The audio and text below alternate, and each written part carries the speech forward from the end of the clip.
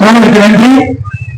இஸ்லாமியர்களின் இடஒதுக்கீட்டை பறிக்கும் தாவேக அரசின் இரட்டை வேடத்தை விலகியிருப்போம், தாழ்பாள சதியை முறியடிப்போம் என்ற களத்தின் கீழ் மக்கள் அதிகார கழகம் மற்றும் தமிழ்நாடு இஸ்லாமியர் கூட்டமைப்போடு ஈடுபட்டிருக்கும் இந்த ஆர்ப்பாட்டத்திற்கு வருகின்றுள்ள அனைத்து சூழ்நிலையும் வரவேற்கிறோம். அடுத்ததாக தோழர் தூத்துக்குடி சம்சி மாநில ஒருங்கிணைப்பாளர் தமிழ்நாடு இஸ்லாமிய கூட்டமைப்பு தோழர் அவர்களை கடன உரையாற்றுவது வருகிறது.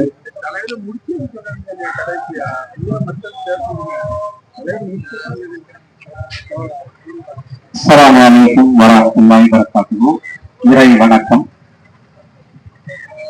தமிழ்நாடு இஸ்லாமிய கூட்டமைப்பு மற்றும்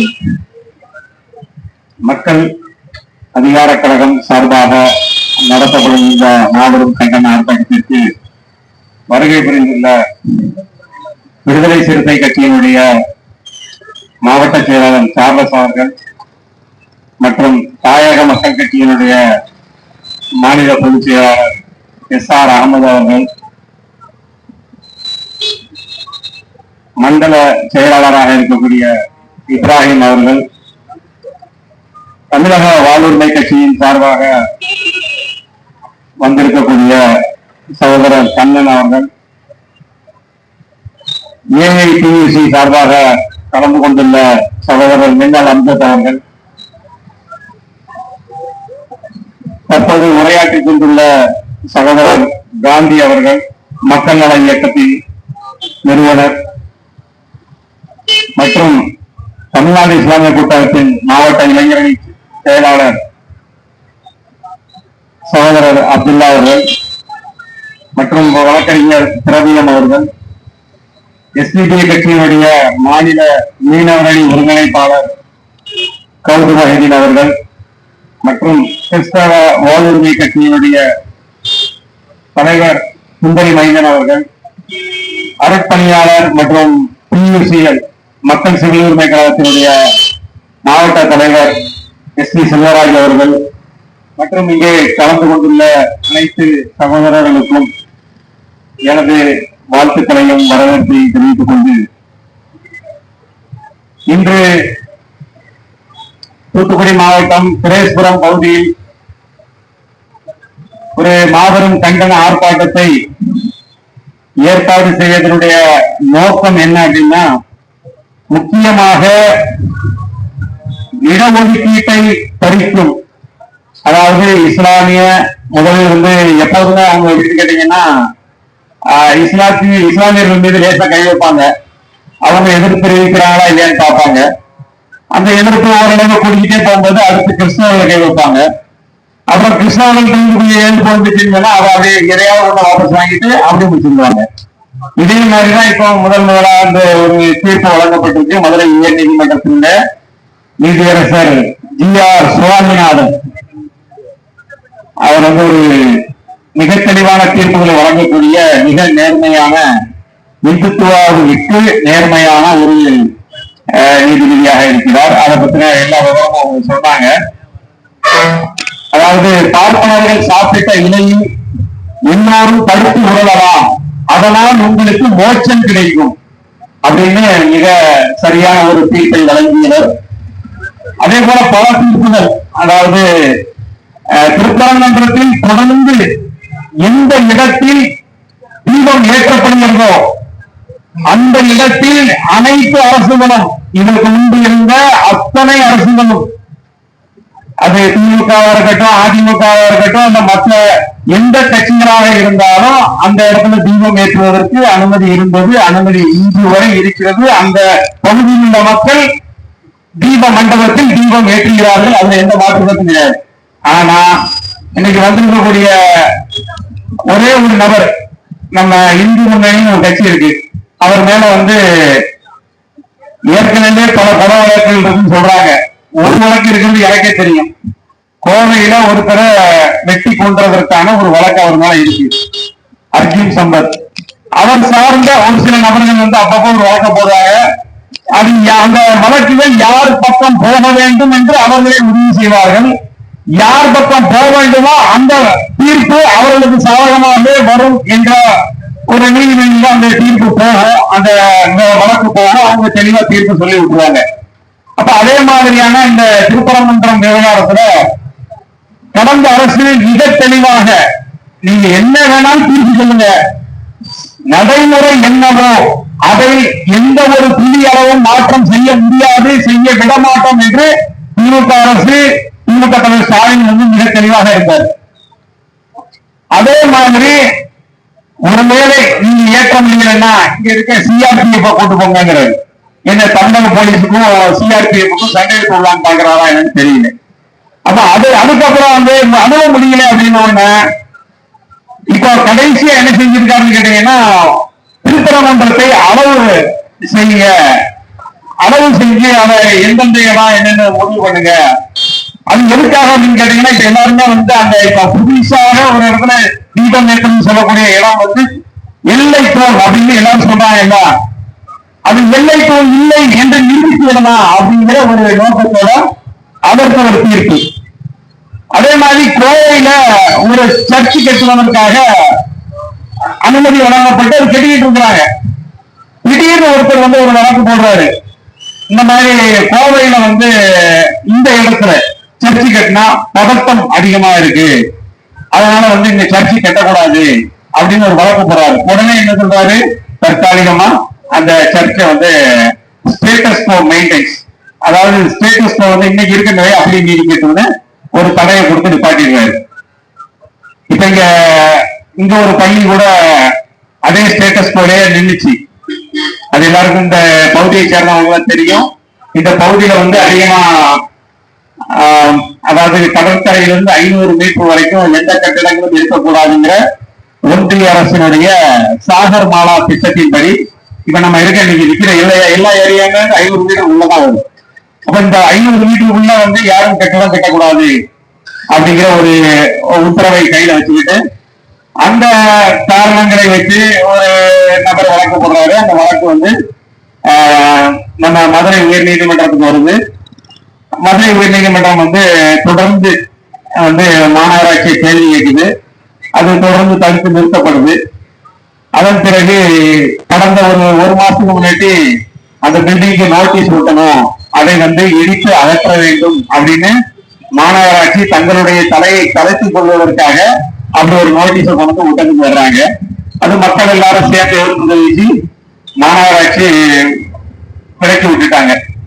அந்த நோட்டீஸை விட்ட விடாம கிளம்பிட்டாங்க. ஏற்கனவே அந்த கண்டெம்ட் ஆஃப் கோர்ட்னு தொடர்ந்து போய் மாநகராட்சி மேல கண்டெம்ட் மேல கண்டெம்ட் போய் அவங்க தங்களுடைய தலைகளை உருண்டக்கூடாது, நம்ம நீதிமன்றம் கேள்வி கேட்டு மதுரைக்கு அழைச்சிடக்கூடாதுங்கிறதுக்காக தங்களுடைய தலையை கலப்புறதுக்காக இந்த நோட்டீஸ் அனுப்பி தாங்கள் முறையாக நடவடிக்கை எடுப்பதாக நீதிமன்றத்துல காட்டிக்கிட்டாங்க. அப்போ இது மாதிரியான ஒரு சில நபர்களுடைய தவறான செயல்களால் அது என்ன ஆகுது அப்படின்னு கேட்டீங்கன்னா, இப்ப எப்படி அம்மாப்பேட்டையில கிட்டத்தட்ட ஒரு 50 வீடு ஒரே நேரத்தில் 50 வீடு ஒரு பள்ளிவாசல் அடைஞ்ச ஒரு இடத்த நீர்நிலைக்கான இடம் இடிச்சு தள்ளுங்கட்டான் உயர் நீதிமன்றத்துல. அது யார் போனா நீதிமன்றத்துக்கு அப்படின்னா, ஒரு 2 பேர் தனிப்பட்ட நபருக்கான 2 பேருக்கான ஒரு ஈகோ, அந்த ஈகோவின் அடிப்படையில நீதிமன்றத்துக்கு போறாங்க. நீதிமன்றம் என்ன சொல்றான், இப்ப அவர் நீர்நிலையில கட்டியிருக்காருன்னு ஒருத்தர் கேஸ் போடுறாரு. அப்போ நீர்நிலையில கட்டியிருக்காங்க, அதை அகற்றலாமா அப்படின்னு கொஸ்டின் கேட்கும்போது அந்த அவர் என்ன பண்றாருன்னா, அந்த இடத்துல நான் மட்டும் வீடு கட்டியிருக்கேன், இன்னொரு 50 வீடு இருக்கு அப்படின்னு சொல்லி 50 வீட்டையும் கொண்டு ரிப்போர்ட்ல கொடுக்குறாரு. அதே மாதிரி அந்த இடத்துல ஒரு பள்ளிவாசனம் இருக்குன்னு ரிப்போர்ட்ல கொடுக்குறாங்க. அப்ப ரிப்போர்ட்ல கொடுத்தோம்னா நீதிமன்றம் 50 வீடை எழுதி பள்ளிவாசனம் எழுதியா. அப்ப ஒரு தனிப்பட்ட நபருடைய ஈகோவினால இந்த ஏரியாவில் இருக்க அத்தனை இடங்களும் அத்தனை பில்டிங்களும் இடிக்கப்பட்டாலும் ஆச்சரியப்படுவதற்கு இல்லை. ஏன்னா நீதிமன்றத்துக்கு யார் போட்டாங்கிறது தெரியாது. ஆனா அவங்களுக்கு எது சரின்னு தோணுதோ அதை குறிப்பாக வழங்கி விடுவார்கள். அப்படி வழங்கிட்டாங்கன்னு சொன்னா 500 மீட்டருக்குள்ள எல்லா வீடுகளும் எரிக்கப்பட வேண்டும் அப்படிங்கிற ஒரு நிலை ஏற்பட்டு போயிடும் இந்த திரைப்படத்துக்கு. அது மாதிரியான பல நடவடிக்கைகள் தொடர்ந்து தனிப்பட்ட முறையில் ஏற்படக்கூடிய விரோதம், தனிப்பட்ட முறையில் ஏற்படக்கூடிய ஈகோ காரணமாக ஒரு சமுதாயமே பாதிக்கப்படுது அப்படிங்கிறத நம்ம புரிஞ்சுக்கணும். அது போக இந்த ஆர்ப்பாட்டத்தினுடைய மிக முக்கியமான செயலாக இன்னொரு தீர்ப்பு, பொது இடங்களில் மாடு வெட்டுவதற்கு தடை. அது என்னப்பா பொது இடம்? பொது இடம்னா எங்க? நமக்கு தெரிஞ்சு பொது இடம்னா பஸ் ஸ்டாண்டு, நீதிமன்றம், ரயில்வே நிலையம், இதெல்லாம் பொது இடம். இந்த திரேஸ்வரத்துல ஒரு முக்கிய ஒருத்தர் மாட்டு வச்சு கடையோ, ஆட்டு வச்சு கடையோ, கோழி வச்சு கடையோ வச்சிருக்காரு. இவர் இந்த கடையில அந்த கடைக்கு வெளியில வெட்டலாமா கூடாதா? அது இந்துவா இருந்தா வெட்டலாம், முஸ்லீமா இருந்தா வெட்டக்கூடாது. அது கிறிஸ்தவரா இருந்தா வெட்டலாம், முஸ்லீமா இருந்தா வெட்டக்கூடாது அப்படின்னு ஒரு தீர்ப்பு கொடுக்க முடியுமா? இந்தியாவில் அந்த ஒரு தீர்ப்புக்கு வாய்ப்பு இருக்கா? அதான் பொது இடங்கள்ல வெட்டக்கூடாது அப்படின்னா, நாளைக்கு ஒரு கோயில்ல ஒரு ஆடு பலியிடுறது, மாடு பலியிடுறது கோயில்கள்லயும் நடைமுறை. ஆனா இன்னைக்கு தீர்ப்பு சொன்ன நீதிபதிகள் முனியசாமியோ மாடசாமியோ கும்பிடுறது கிடையாது. அவங்க கும்பிடுறது கூட வேற வேற சாமிகள், சாந்தமான சாமிகள் அவங்களே செஞ்சுக்கிறாங்க. அப்ப சாந்தமான சாமிகளை கும்பிடுறவங்க மாடசாமிக்கு, மணியசாமிக்கு ஆடு வெட்டக்கூடாது, கோழி வெட்டக்கூடாது அப்படின்னு ஒரு தீர்ப்பை கொடுக்கன்னு சொன்னா எப்படி சாத்தியமாகும்? இது என்னுடைய மத உரிமை. மாடசாமி கோயிலையும் முனியசாமி கோயிலையும் ஒரு ஆடு கோழியை வெட்டுறது அவர்களுடைய மத உரிமை. சமபந்தி விருந்து நடத்துவாங்க கிறிஸ்தவர்கள், அதுல எல்லோரும் என்ன உட்கார்ந்து அமர்வாங்க, அது பொது இடம். அப்ப இந்த மாதிரி இடங்கள்ல வெட்டக்கூடாதுன்னு நீங்க முடிவு பண்ணா, இந்தியாவில் எத்தனை ஸ்லாட்டர் ஹவுஸ் வச்சிருக்கிறாங்க? அரசாங்கத்தால எல்லோருக்கும் மாடுகளையும் ஆடுகளையும் வெட்டி கொடுக்கக்கூடிய பிராணி இருக்காங்க. தூத்துக்குடியில ஸ்லாட்டர் ஹவுஸ் வச்சோம்னா, எனக்கு தெரிஞ்சு நான் சின்ன பிள்ளைங்களா கறிக்கடையில போய் கறி வாங்கினா ஒரு டாக்டர் பரிந்துரை செஞ்சு அந்த மாட்டுக்கோ ஆட்டுக்கோ நோய் இல்லைன்னு சொல்லி சர்டிபிகேட் கொடுத்து ஒரு சீல் வைப்பான். அந்த சீலை மட்டும் விட்டுட்டு மற்ற கறியை பூரா வெட்டி கொடுப்பாங்க. அந்த சீல் அந்த கடைசி குண்டு இருக்கிற வரைக்கும் அந்த சீலை அவங்க வெட்டக்கூடாது. அப்படி தூத்துக்குடியில நான் பார்த்துருக்கிறேன். எனக்கு தெரிஞ்சு சின்ன பிள்ளைங்க நான் பார்த்துருக்கேன். அப்ப அந்த சீல் எதுக்காக வைக்கிறாங்கன்னா, இது ஹலால் செய்யப்பட்டது, இந்த மாடோ ஆடோ எந்த நோயும் இல்லாததுன்னு டாக்டர் சர்டிபிகேஷன் கொடுத்தாரு. அந்த அளவுக்கு இன்னைக்கு தூத்துக்குடி எவ்வளவு பெரிய மாநகரமாக விரும்பி பெருத்திருக்கு. இவ்வளவு மக்களுக்கும் ஆடுகளையும் மாடுகளையும் வெட்டக்கூடிய ஸ்லாட்டர் வைக்கக்கூடிய திராணியும் துன்பம் இந்த அரசுகளுக்கு இருக்கா? இல்ல யாரும் ரோட்ல பொது இடங்கள்ல வெட்டக்கூடாதுன்னு சொன்னதுக்கு இந்த நீதிமன்றங்களுக்கும் அரசுகளுக்கும் துன்பம் திராணி இருக்கா அப்படின்ற கேள்வியும் நம்ம கேட்க வேண்டியிருக்கு. அப்ப இதெல்லாம் மீறி நம்ம நடந்துருவோம். நீதிமன்றம் தானே சொல்லிட்டா மேல்முறையீடு போயிடலாம். மேல்முறையீடு போயிட்டா என்ன சொல்றது? சுப்ரீம் கோர்ட்ல இனிஷியேட்டிவ் பண்றாங்க. இடைக்கால தடைங்கிறது ஒரு சும்மா ஒரு ஸ்லோ காட்டுறது. இடைக்கால தடை அப்படின்னு சொல்றது எல்லாமே போதான். ஏன்னா நம்ம பார்த்துட்டோம், நீதிமன்றத்துல பாபர் மசூதி 450 வருடமாக இந்த இடத்தில் இருந்தது அப்படின்னு நிரூபிக்கப்பட்டது. இதற்கு கீழ் எந்த கோயிலும் இருந்ததில்லைன்னு நிரூபிக்கப்பட்டது. நேரடியாக சர்டிபிகேட் தாக்கல் பண்ணியிருக்கான் சுப்ரீம் கோர்ட்ல. இந்த இடத்திற்கு கீழ் எந்த கட்டிடமும் இல்லை இருக்கான். ஆனா இது எல்லாம் சொன்னதுக்கு அப்புறம் ஒரு தீர்ப்பு கொடுக்குறான். என்ன தீர்ப்புனா, இதற்கு முன் இந்த இடத்துல ஒரு கட்டடம் இருந்தது, அந்த கட்டடத்தை இடிப்பதற்கான வழக்கு எங்க? அந்த வழக்கு முடிஞ்சா? அப்படி ஒரு வழக்கு முடியாமல் இருக்கும் போது அந்த இடத்துல இருந்த கட்டடத்தை அந்த இடம் இடித்து விட்டார்கள். அந்த இடம் இன்னொருவருக்கு சொந்தம் அப்படின்னு சொல்றதுக்கு ஒரு நீதிமன்றத்துக்கு என்ன தார்மீக உரிமை இருக்கு? இன்னைக்கு தீர்ப்புகள் சட்டத்தின் படியும் நீதியின் படியும் நியாயத்தின் படியும் வழங்குறதெல்லாம் இல்ல.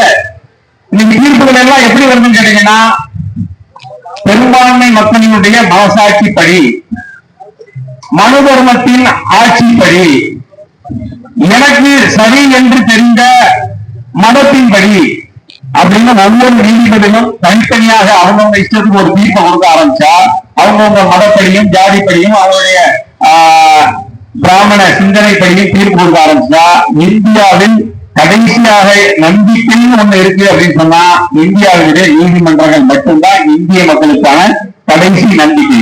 இன்னைக்கு நீங்க பத்திரிகை எல்லாம் 4 தூண்ல 3வது தூண் ரொம்ப அரிச்சு போச்சு.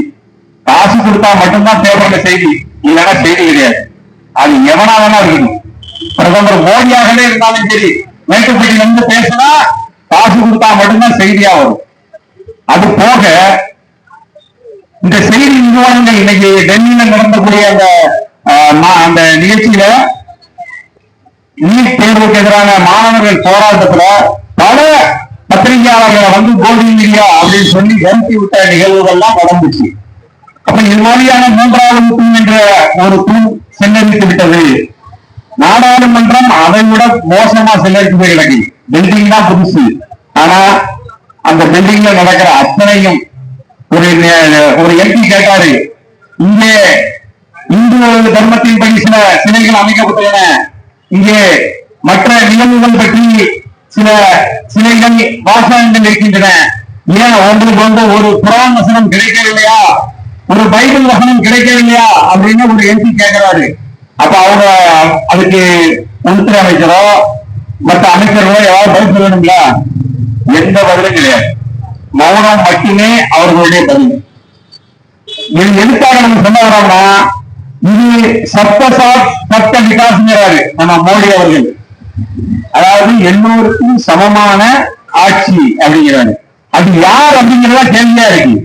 எல்லோருக்கும் சமமான ஆட்சினா இந்திய மக்களுக்கான ஆட்சியா, இல்ல அமெரிக்க மக்களுக்கான ஆட்சியா, அல்லது அரபு மக்களுக்கான ஆட்சியா தெரியல. வெளியில போனா இருக்கிறவரே பூர்ண அவார்டு சவுதிக்காரன் கொடுக்கலாம், இருக்கிறதுலே அதிகமான வரி அமெரிக்கா நமக்கு போடுறான். அப்ப இதெல்லாம் எதிர்த்து கேட்க இந்திய பிரதமரால முடியல. இவருக்கு கேட்டா என்ன நடக்கும் அப்படின்னா, வரி 50% இருக்கிறது 70% மாறும் தவிர 20% மாறாது.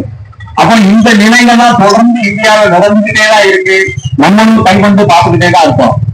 அதே மாதிரி சகோதரர் ஒருத்தர் சொன்னாரு, இந்தியாவில் வந்து அலாவுதீன் கில்ஜி ஆண்டாரு, அக்பர் ஆண்டாரு, எல்லாரும் ஆண்டாங்க. ரைட்டு முடிக்கிறதா இன்னைக்கு சொல்லிட்டு இருக்காங்க இந்துத்துவவாதிகள், அகண்ட பாரதம் அமைப்போம் அப்படின்னு.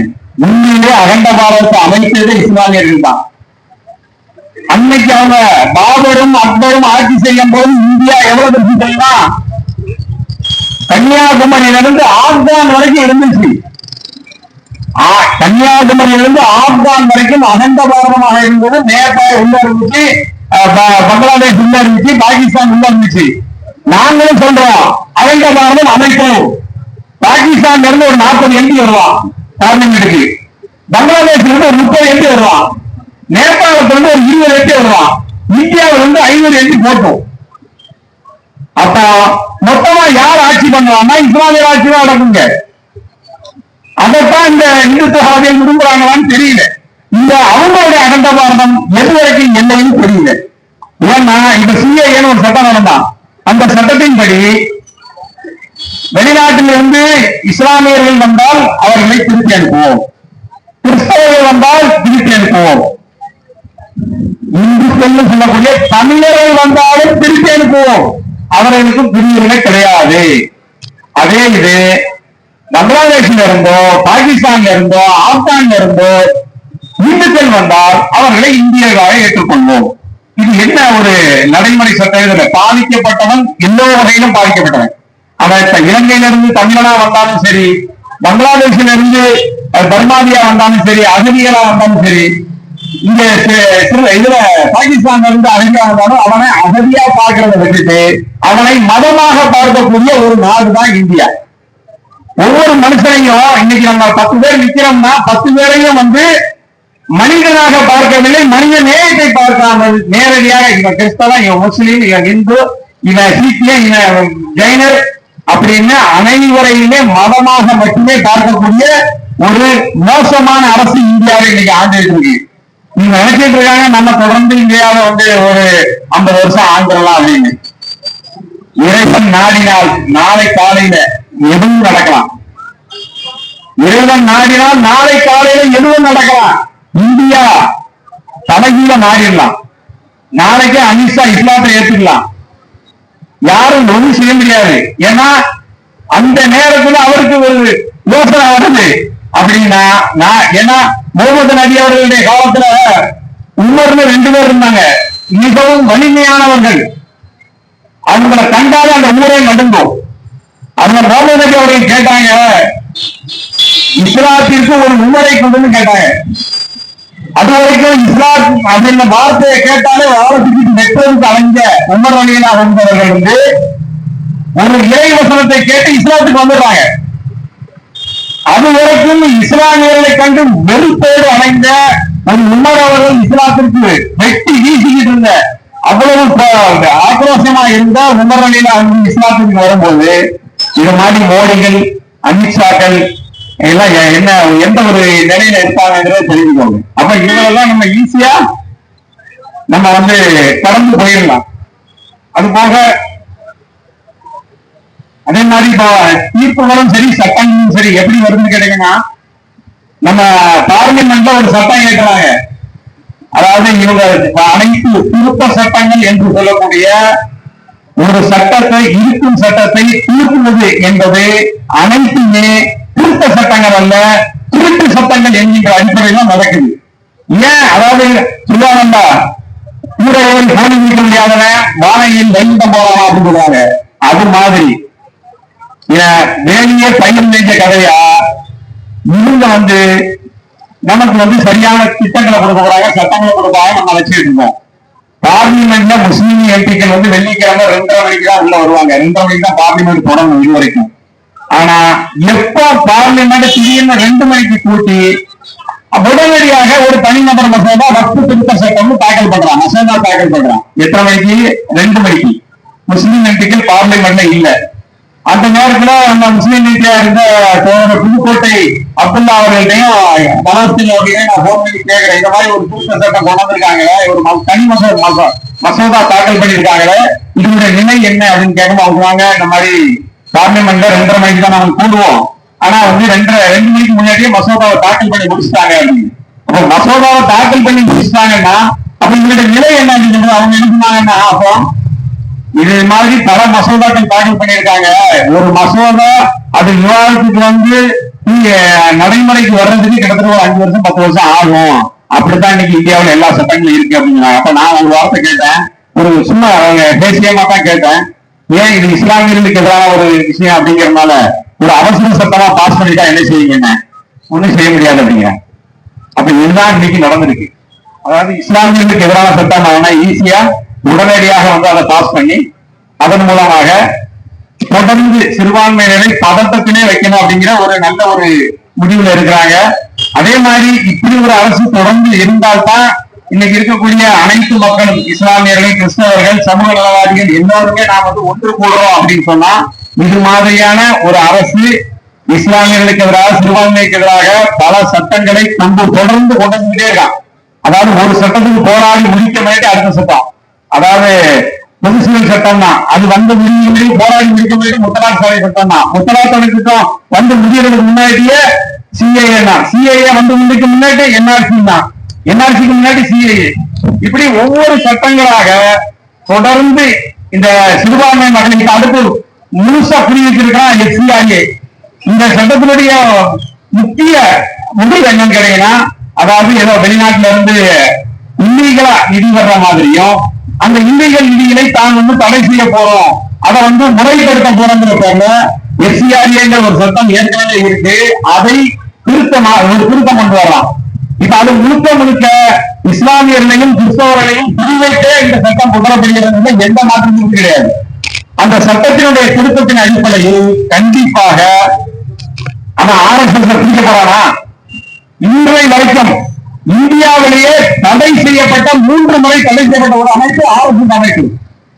அதே மாதிரி இந்தியாவிலேயே யார் தலைவர், யார் இந்த மாவட்ட தலைவர், யார் இந்த மாநில தலைவர், யார் இந்த மாவட்ட செயலாளர் என்று சொல்ல முடியாத அளவுக்கு எந்த ஒரு பதிவுகளிலே இந்தியாவிலே பதிவு செய்யாத ஒரு அமைப்பு அப்படின்னா RSS அமைப்பு தான். நான் ஒரு முறை வந்து ஒரு பேஸ்புக்ல ஒரு இதுல வந்து பதிவு போட்டேன். உலக அளவில் இயங்கக்கூடிய ஒரு நல்ல அமைப்பு, உலக அளவில் இயங்கக்கூடிய ஒரு பயங்கரவாத அமைப்பு ISIS என்று சொன்னால், இந்தியாவில் இயங்கக்கூடிய நல்ல அமைப்பு ஒரு பயங்கரவாத அமைப்பு RSS, அதாவது ISIS ஈக்குவல் டு RSS போட்டேன். நிறைய பேர் குறிச்சிருந்தான். என்னப்பா அப்படின்னா நான் ஒரே வார்த்தை, RSS பதிவு பண்ணியிருக்கேன், அந்த நம்பரை கொடு. பதிவு பண்ணியிருக்கானு சொல்லு, நான் ஏத்துக்கிறேன். இந்தியாவில் பதிவு செய்யப்பட்ட அமைப்பு RSS நான் வந்து ஒத்துக்கிறப்பா அப்படின்னு சொல்லி சொன்னேன். இன்ன வரைக்கும் எனக்கு யாருமே அது சம்பந்தமான எந்த விஷயமும் கொடுக்கல. அதே போல இந்த ஆர்ப்பாட்டத்தில் கலந்து கொண்டு இந்த ஆர்ப்பாட்டத்தை சிறப்பித்த அனைவருக்கும் எனது நன்றியையும் வாழ்த்துக்களை தெரிவித்து எனது உரையை நிறைவு செய்கிறேன். நன்றி, வாழ்த்துக்கள். நன்றி. நேரம் குறைவாக